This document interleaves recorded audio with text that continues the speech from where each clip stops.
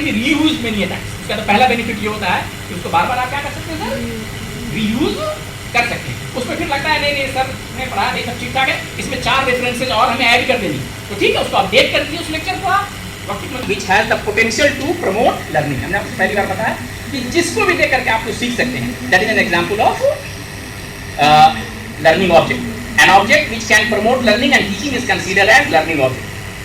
जैसे कि मैंने सर अभी एक छोटा सा आपको जो वीडियो भी दिखाया था, how does the human heart या ब्लड सर्कुलेटरी सिस्टम वर्क कैसे करता है, ये भी एक एग्जांपल है इसका लर्निंग ऑब्जेक्ट का। इसको छोटा सा ऑब्जेक्ट है, तो इस तरह के बहुत सारे ऑब्जेक्ट मिलाकर के एक आप बड़ा लेक्चर क्या कर सकते हैं, क्रिएट कर सकते हैं।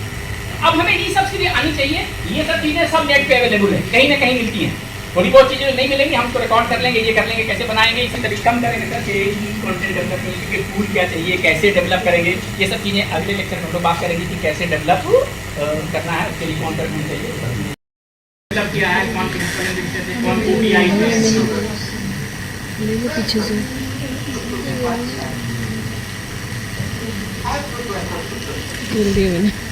डॉक्टर विद्या कोटेका यही टीचर है, इन्होंने इस टॉपिक पे लेक्चर अपना रिकॉर्ड किया या दिया है, ये बना दीजिए। और बनाने का काम कौन कर रहा था वहाँ पर, टेक्नीशियंस थे, फोटोग्राफर्स थे, एडिटर वो लोग कर रहे थे, इन्होंने सिर्फ अपनी एक्सपर्टीज बताई कि ये काम करना। मैं थोड़ा सा इसको फास्ट फॉरवर्ड करके दिखाता हूँ ताकि ना लगे बात करेंगे।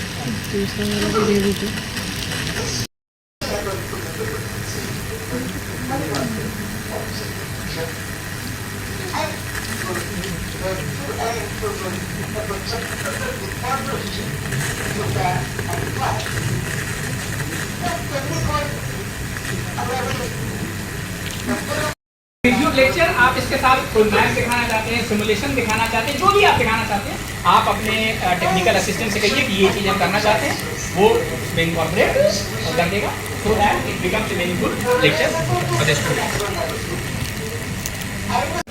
In MOOCs में there are number of ways where the student can clear their doubts with interaction of the teacher।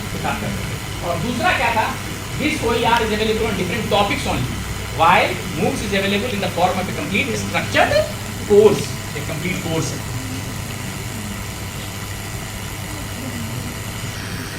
अभी जो मैंने आपको दिखाया था यहाँ पर MOOCs में वो कौन कौन सी चीज़ होनी चाहिए थे, अभी जो ये हमने बात की जब कंटेंट की बात कर रहे थे प्रेजेंटेशन में पीपीटी बनाते हैं, यहाँ पर मैंने आपको 2-3 चीजें दिखाई। पहला ई टेक्स्ट दिखाया, ई टेक्स्ट में क्या था, notes in the printed form.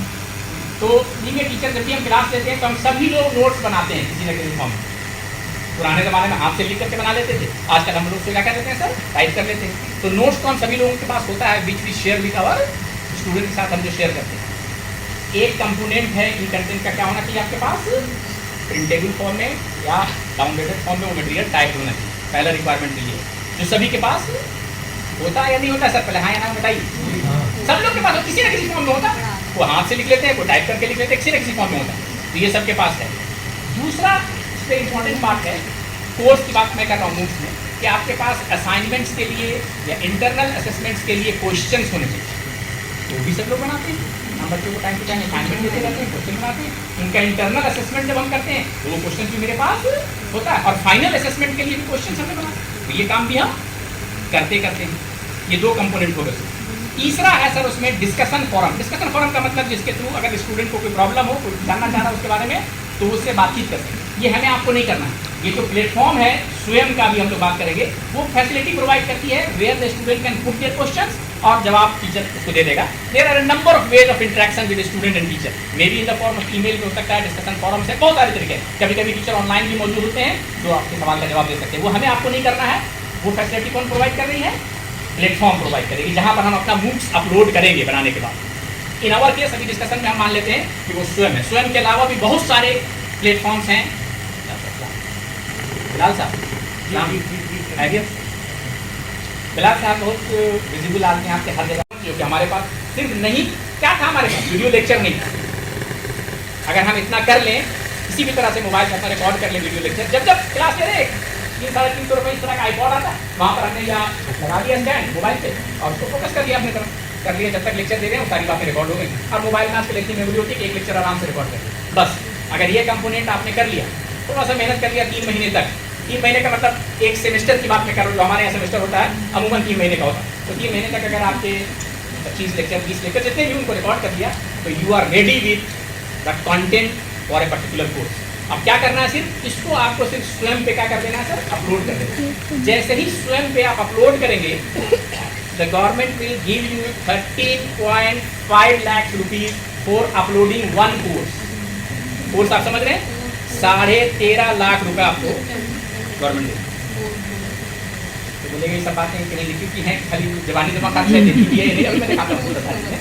अच्छा, वो 13.5 लाख रुपए जो देती है गवर्नमेंट, वो किस काम के लिए देती है आपको? वो इसलिए देती है कि आपको देखिए सर, मोबाइल फोन से आपने बना लिया, अब वो थोड़ा सा कहेंगे सर ये आपने बनाया तो इसकी लाइटिंग ठीक नहीं की, इसकी क्वालिटी अच्छी नहीं थी, तो वो ये चाहते हैं कि आप वो 3.5 लाख रुपए सब अपने पास मत रख लीजिए, एक कैमरामैन हायर कर लीजिए, जैसे कि शादी ब्याह में हम करते हैं। वो क्या करेगा, थोड़ा अच्छी क्वालिटी की, उसके पास कैमरा होता है सोनी का, ये होता है, अच्छी क्वालिटी की आपकी वीडियो बना देगा वो सब सर, थोड़ा सा एडिटिंग वगैरह कर देगा, तो आपकी वीडियो की क्वालिटी क्या हो जाएगी सर, बहुत अच्छी हो जाएगी। अच्छा, वीडियो की क्वालिटी अच्छी होगी, देखने में जब अच्छा लगेगा तभी लड़का वो देखेगा। अगर उसकी वीडियो अच्छी नहीं लग रही हो तो 10 मिनट के बाद का ध्यान वहाँ से हट जाएगा, है ना। पहला तो वीडियो लेक्चर होना चाहिए, जिसके लिए मैं बताया कि वीडियो लेक्चर कैसे शूट कर सकते हैं। आप किसी भी कैमरामैन को हायर कर लीजिए और अपने सब्जेक्ट पे आपके पास ऑलरेडी मटेरियल है, उसी मटेरियल को क्या कर देना, आपको अपने हिसाब से प्रेजेंट कर देना है video lecture. Next is specifically prepared और specially prepared reading material only that can be downloaded और प्रिंटेड। वो आपने बताया कि क्लास नोट सबके पास, ये जो नोट्स होता है टीचिंग मटेरियल सबके पास होता है। तो second is available with self assessment test and quizzes, जो क्वेश्चन भी आपके पास ऑलरेडी होते हैं, हम लोग करते ही हैं। And online discussion forum for clearing the doubts of the student. ये मैंने बताया कि ये कौन प्रोवाइड करता है, ये प्लेटफॉर्म खुद प्रोवाइड करती है फैसिलिटीज, जहां पर लड़के अपना डाउट लिखते हैं, टीचर उसको। मैं आपसे बात कर रहा था कि अब देखिए सर, यहाँ इंट्रोडक्शन में ये सारी बातें लिखी हुई हैं कि ये स्वयं क्या है नहीं है, इसके बारे में छोटा सा डिटेल यहाँ लिखा हुआ है।